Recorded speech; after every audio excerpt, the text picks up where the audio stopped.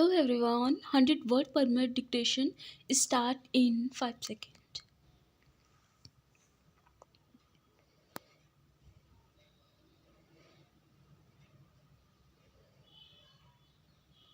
After an exhaustive speech that my honorable colleague, the finance minister, has made, I have very little to say.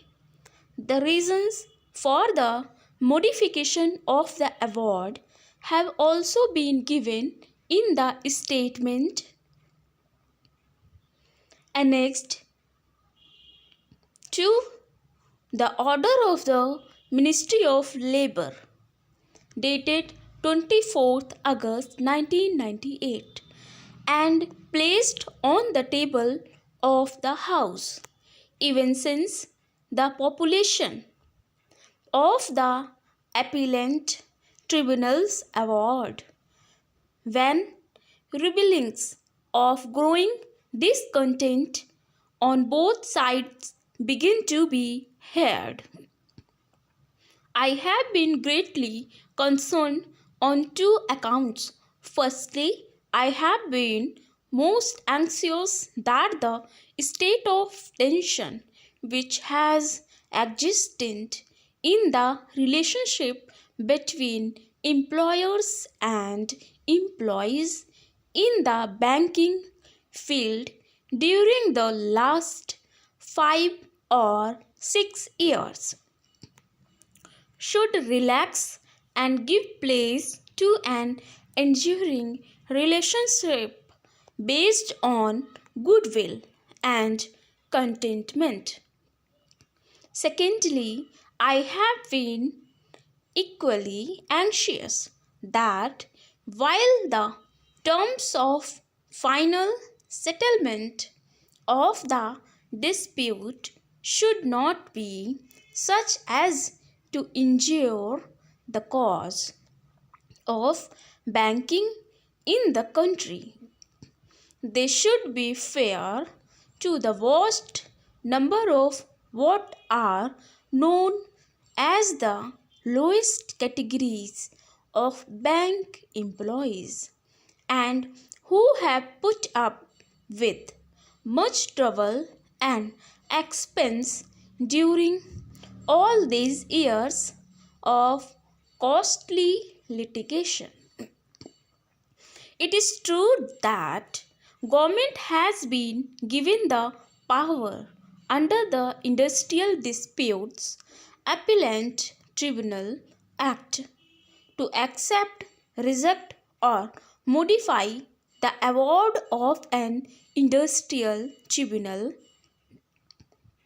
if and when government is satisfied that is it is expedient in the public interest to do so. It cannot be disputed that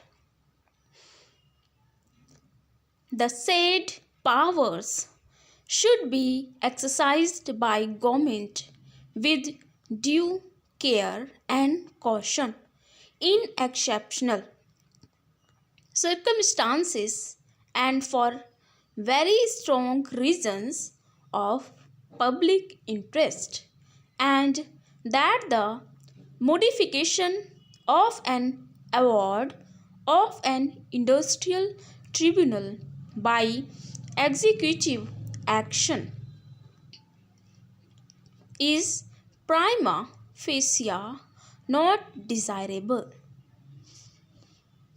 I also subscribe to the views expressed by many honorable members that the sanctity of the award, which is in the nature of a judicial pronouncement, should be respected by conventions and precedents.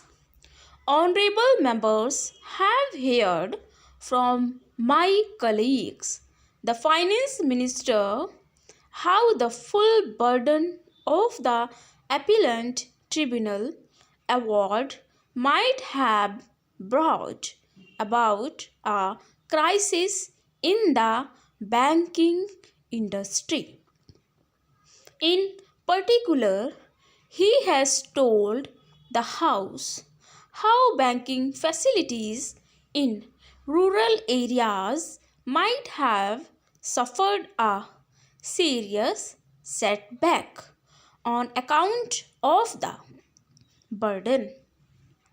The arguments that he has adduced are before the House, and I would request honorable members to consider them dispassionately.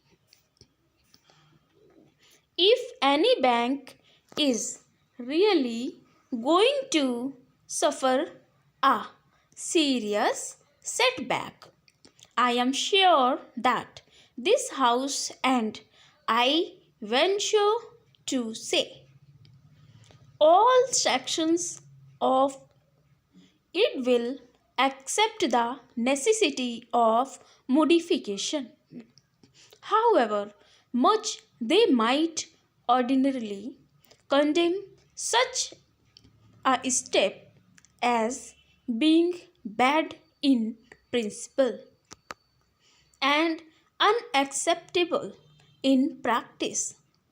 After all, it is only a healthy economy that bank employees or any other groups of wage earners can hope to secure a reasonable living.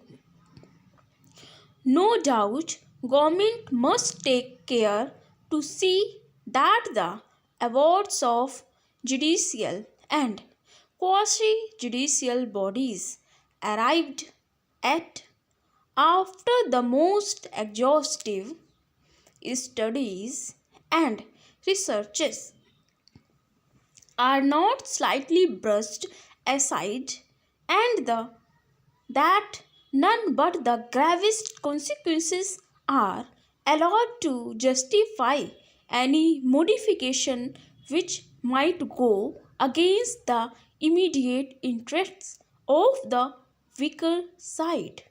That is, Labour government have placed all their cards before the House, and it is for the honourable members to decide whether their judgment is right and whether it has been taken only after the most careful consideration. It cannot be a pleasant prospect for any government to pass orders which will have the effect of depriving low paid employees of a portion of their emoluments. And when they undertake such an unenviable but perhaps inevitable task, they would be doing so after careful consideration. Governments are not more infallible than individuals, but no government worth the name can afford deliberately or negligibly to cloud its vision and judgment by partiality or careless assumptions. I would therefore appeal to honorable members not to doubt the bona fides of government. If government in fact have done wrong, it is for the employees to place facts and figures before them with a view to persuading them to change their decision. According to one estimate made by the employees, 70% or so of the employees stand to lose by the amended award. If that is so, employees would do well to supply lists of persons who will be suffering a reduction in their emoluments. Stop. Thanks. तो ये रही dictation 100 word per minute. I hope this session is very helpful to all my dear students. Please first time visit किए हूँ तो subscribe जरूर करें and like share करना ना भूलें. पास में बेल आइकन को ज़रूर प्रेस करें ताकि आपको डेली नोटिफिकेशन मिले. Okay, take care. डिक्टेशन को लिखें, ट्रांसक्राइब करें, उसके बाद टाइपिंग. ओके.